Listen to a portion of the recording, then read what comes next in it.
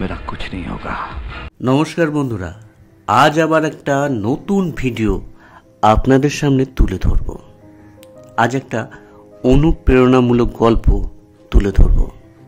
হ্যাঁ, সেই গল্পটা হলো মিঠুন চক্রবর্তীর সম্বন্ধে, যিনি ফুটপাত থেকে উঠে এসেছেন এবং গোটা ভারত জুড়ে বিভিন্ন দেশ বিদেশ বিভিন্ন জায়গায় খ্যাতি পেয়েছেন তার অভিনয় এবং নাচের জন্যে।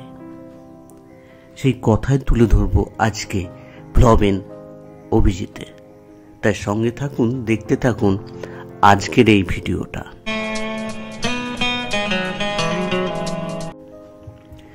মিঠুন চক্রবর্তী যখন গৌরাঙ্গ চক্রবর্তী হিসেবে জন্মগ্রহণ করেন 1950 সালে জুন মাসের একটা উষ্ণ দিনে পশ্চিমবঙ্গের কলকাতাতে। শুরুতেই জীবনটা এত সহজ সরল ছিল না, কষ্টের মধ্যে তাকে মানুষ হতে হয়েছে। জীবনের প্রথম দিকে তিনি নকশাল আন্দোলনের সঙ্গে যুক্ত হয়ে যান।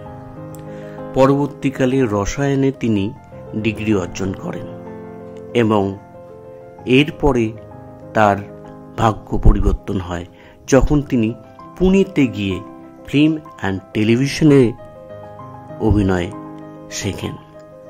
সেখান থেকে তার পরিবর্তন ঘটতে থাকে। 1976 সালে তিনি প্রথম সিনেমা মৃগয়া করেন, আর এই মৃগয়া সিনেমার মাধ্যমে তিনি কিন্তু জাতীয় পুরস্কার পান শ্রেষ্ঠ অভিনেতা হিসাবে। কিন্তু 80-র দশকে তিনি হয়ে ওঠেন অপ্রতিরোধ্য। হ্যাঁ, 1982 সালে তার মুক্তি পায় ডিস্কো ডান্সার এই সিনেমাটা। আর এই সিনেমার করিশ্মাতে মিঠুন চক্রবর্তী রাতারাতি দেশ এবং বিদেশে পরিচিতি লাভ করেন। মিঠুন চক্রবর্তীর অভিনয়, কৌতুক জ্ঞান এবং ডান্স, এই তিনটির কারণে মিঠুন চক্রবর্তী রাতারাতি বিখ্যাত হয়ে যান। প্রায় 350টার বেশি সিনেমা তিনি করেছেন অ্যাজ এ নায়ক হিসাবে। হিন্দি, বাংলা, তামিল, তেলুগু বিভিন্ন সিনেমাতে তিনি তার প্রতিভার ছাপ রেখেছেন।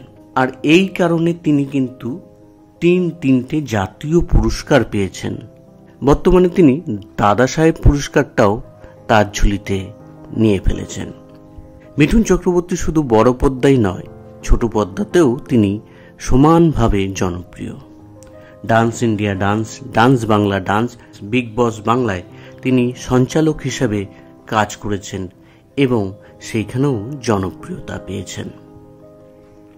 1914 সালে তিনি রাজনীতিতে আসেন।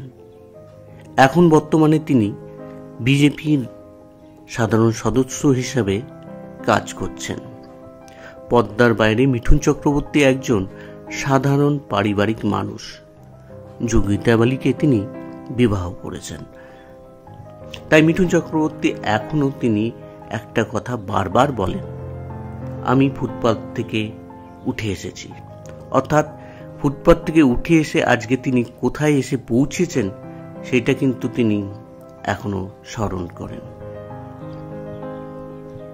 70 দশকের মিঠুন চক্রবর্তী আজও কিন্তু বিকশিত হচ্ছেন, চ্যালেঞ্জের মুখোমুখি হচ্ছেন এবং মাথা উঁচু করে দাঁড়িয়ে আছেন। তিনি সর্বদা জনগণের নায়ক। আজকের এই ভিডিওটা আপনাদের কেমন লাগলো অবশ্যই জানাবেন। আবার নিয়ে আসবো আর একটা নতুন ভিডিও। ততক্ষণের জন্য বিদায় চাইছি। ভালো থাকবেন। ধন্যবাদ।